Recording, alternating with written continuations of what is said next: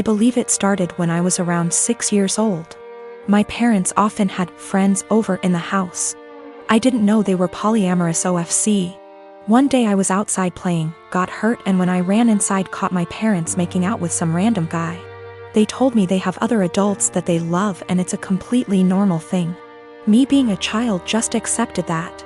They gave up being secretive and their partners would constantly be around, even joining on outings. I remember that on my 10th birthday they invited 3 of their partners, one of who I'd never seen before. And for the rest of the day my parents just withdrew from my party and hung out with them. I never saw them doing anything explicit again, but they would kiss their partners, hug them, make flirty comments. Something that would be normal between parents but with many more people. Sometimes I came home from school and my parents were gone and there was some random adult in our house.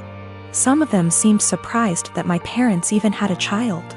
I always hated it, but since my parents had told me this was normal, I assumed many adults probably did similar things and that it's just an adult thing all kids hate. Later they had less partners and eventually seemed to stop. Not that I'd know for sure. I moved out with 17. I didn't think about it anymore. A year ago I started therapy, other reasons. As usual the topic of my upbringing came up and it brought back many feelings I wasn't aware of.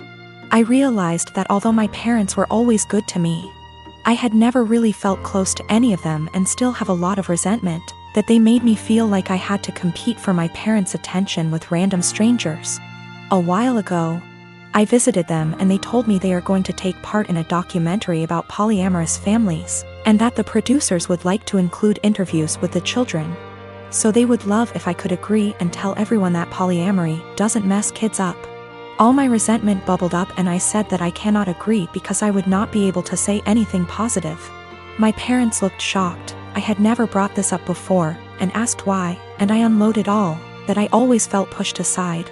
We barely had any family time without strangers intruding. It turned into an argument and I became loud and yelled that the truth is it did me up and they shouldn't have had a child. My mother cried and my father said I should probably leave. So I left and was shaken up for the rest of the week, but also felt regret because I've never made my mom cry before.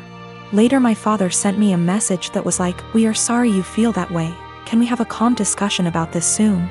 Even though I tried to, it's like I can't reply. This argument brought something very emotional up in me. Son is in 4th grade. School is only open on Mondays. The rest of the week he is home with me. They don't do virtual learning during the rest of the week. No Zoom calls are made. No teacher actually checks in. Homework at home is not to be sent back to the school and instead they get a participation grade the following week if they tell their teacher they completed it. It's backwards and your students aren't being graded for the work they actually do. Every Monday we get a new flyer in the mail asking for donations. Last week we got a flyer that said to send out 20 emails to individuals to ask them for donations, with the promise of prizes for participation.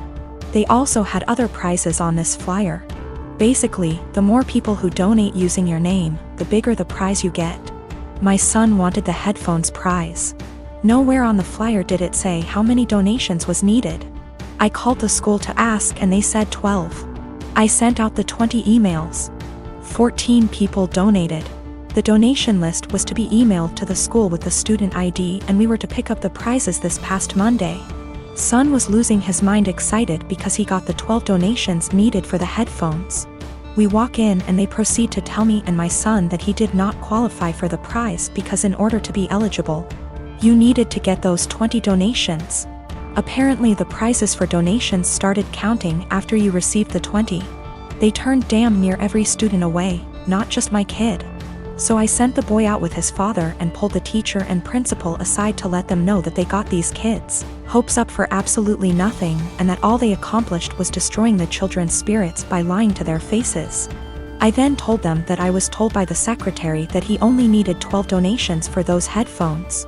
They said, "Sorry you feel that way. This is just how things are right now due to COVID." So I responded with, "Oh, so lying to students and breaking their spirits is okay because of COVID?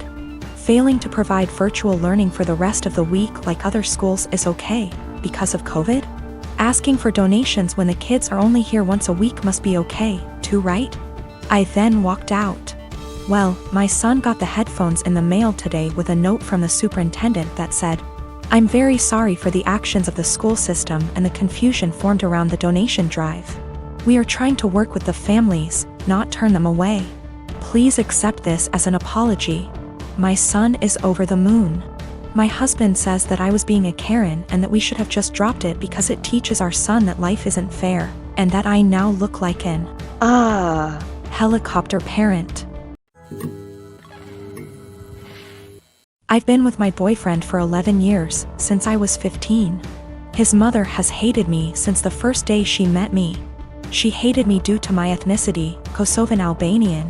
She hated me due to my career. I work as a model, and she decided that makes me an empty-headed, vain, shallow person. Then when I told her I still planned to go to university alongside my career, she said I was doing it to impress my boyfriend. I've since left uni with a distinction, and her new reason to hate me is, I try too hard. She has also insisted I've cheated on him throughout our entire relationship, which is a ridiculous claim. I've never even kissed another man in my whole life. I have zero desire to cheat and never will. Late last year, she attempted to void the insurance on my boyfriend's motorbikes. She tried to do this under my name, so hypothetically, when he was arrested for riding with no insurance and called his insurance company, I'd get the blame. After this happened, my boyfriend and I agreed to cut her out, however it hasn't stuck. She left my boyfriend alone and respected his wishes for NC, but she's continued to contact and harass me. This leads to the last few weeks. My boyfriend works as a motorcycle test rider, and he got in an awful motorbike crash while working. As such, I now need to care for him. I'm okay with that, and I'm focusing on seeing it as an opportunity for us to get closer. It's been nice, honestly. However, his mother has been awful to me. She's called me litany of terms. From things as tame as stupid to things as awful as a nasty Serbian half-breed. I'm not Serbian, and she's well aware that calling a Kosovan a Serb is offensive.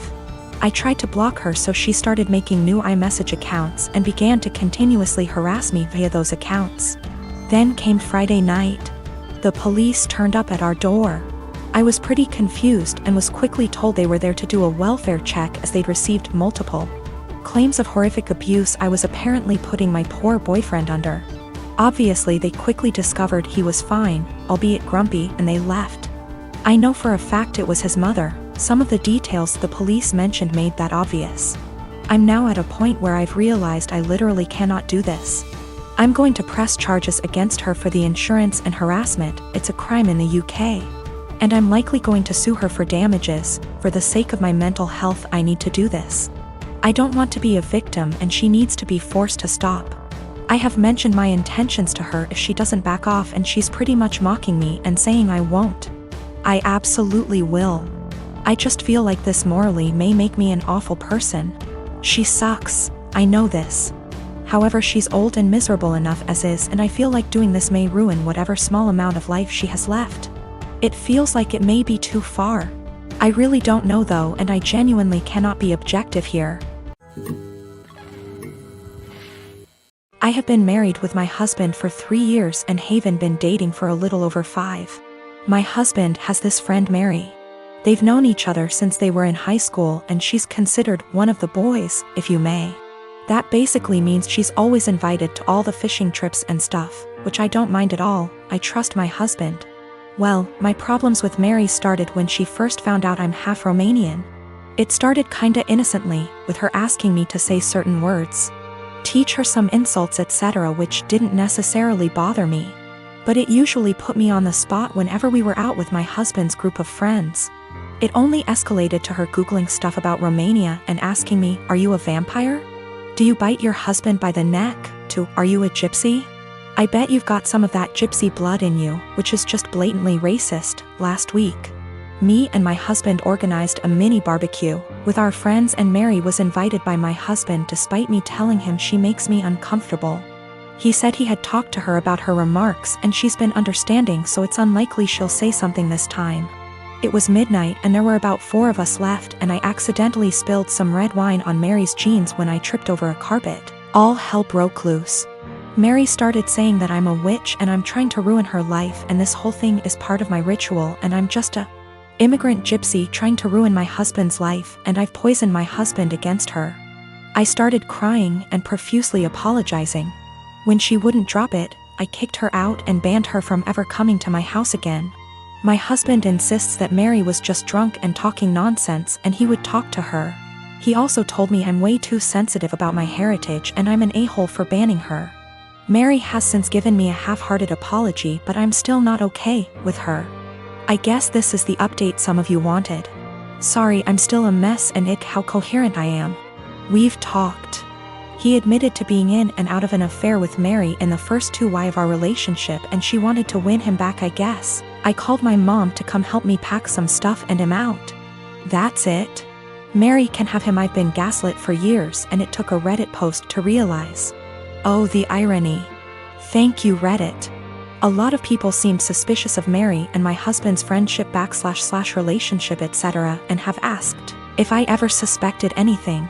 No, I didn't. Me and my husband had, or I thought we had, a very strong relationship, based on communication and honesty. Guess it only applied to me. Also, Mary is very close with all the boys in the said friendship group. The other wives raised concerns in the past, but they've all been shut down by the boys in the group or by Mary herself. I guess I always respected their friendship group because they were very close for so long, and it felt unfair to change that because of me. As far as I'm aware, the other wives feel the same. Plus, Mary has been in a relationship for about 2 years and always claimed she's focusing on her career. She's too busy, etc., so none of us ever saw her as a potential threat. But now it just makes me think there could be more to this story. But I'm tired. As of right now, I am just exhausted. My Romanian witch blood won't let me live until I find out the whole truth, but I need time.